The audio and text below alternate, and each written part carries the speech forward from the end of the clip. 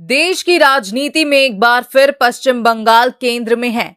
BJP और TMC के बीच टकराव अब सिर्फ सियासत का ही नहीं रहा, बल्कि देश की सुरक्षा, नागरिकता और लोकतंत्र पर भी सवाल उठ रहे हैं। नई दिल्ली में आयोजित एक प्रेस कॉन्फ्रेंस में बीजेपी प्रवक्ता संबित पात्रा ने पश्चिम बंगाल की सीएम ममता बनर्जी पर गंभीर और सनसनीखेज आरोप लगाए हैं। बीजेपी का दावा है कि ममता बनर्जी सरकार 10,000 रुपए लेकर बांग्लादेशी और रोहिंग्या घुसपैठियों को नागरिकता दिलाने का काम कर रही है। संबित पात्रा ने कहा कि बंगाल सरकार का पैसा राज्य के विकास पर नहीं, बल्कि अवैध घुसपैठ को संरक्षण देने में खर्च हो रहा है। बीजेपी ने यह भी आरोप लगाया कि आईपैक कार्यालय पर हुई ईडी की कार्रवाई से ममता बनर्जी घबरा गई हैं और इसी डर में फाइलें जब्त कर ली गईं।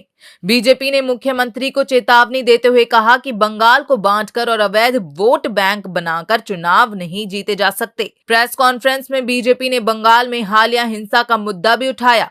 आपको बता दें कि मुर्शिदाबाद में प्रदर्शन के दौरान नेशनल हाईवे 12 को जाम किया गया, रेल सेवाएं रोकी गईं और सार्वजनिक संपत्ति को नुकसान पहुंचाया गया।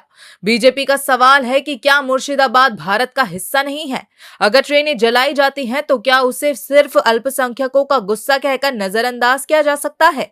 बीजेपी ने एसआईआर प्रक्रिया को लेकर भी ममता सरकार पर निशाना साधा।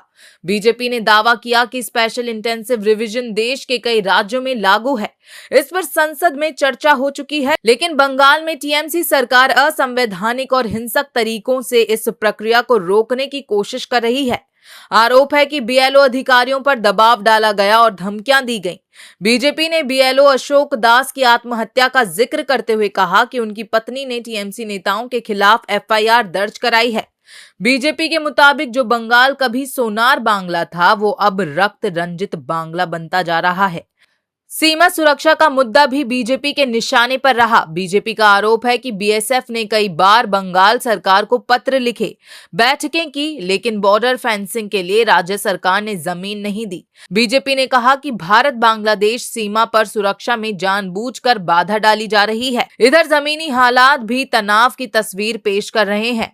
मुर्शिदाबाद के बेलडांगा में झारखंड में प्रवासी मजदूर की मौत के बाद रेलवे स्टेशन और NH-12 जाम कर दिया गया। घंटों तक रेल और सड़क संपर्क ठप रहा, टायर जलाए गए और इस दौरान एक महिला पत्रकार से मारपीट की घटना भी सामने आई।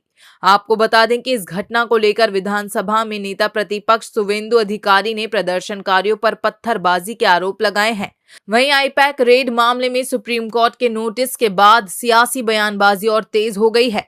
बीजेपी विधायक अग्निमित्रा पॉल ने कहा कि कोर्ट ने ममता बनर्जी की झूठ की राजनीति को उजागर कर दिया है। बीजेपी का दावा है कि पिछले 15 सालों से टीएमसी सरकार फर्जी वोटरों और घुसपैठियों के सहारे चुनाव जीतती रही है, लेकिन बीजेपी का कहना है कि अब बंगाल बदल रहा है और आने वाले विधानसभा चुनावों में जनता जवाब देगी। एक तरफ आरोप, दूसरी तरफ सत्ता का बचाव। बंगाल की राजनीति में आज सवाल सिर्फ सरकार का नहीं, सवाल है देश की सुरक्षा, लोकतंत्र की शुचिता और कानून के राज का। वहीं अब फैसला अदालतों का भी है। बंगाल की राजनीति आगे क्या मोड़ लेगी, वो तो आने वाला वक्त ही बताएगा। तब तक के लिए देखते रहें भारत अपडेट। नमस्कार।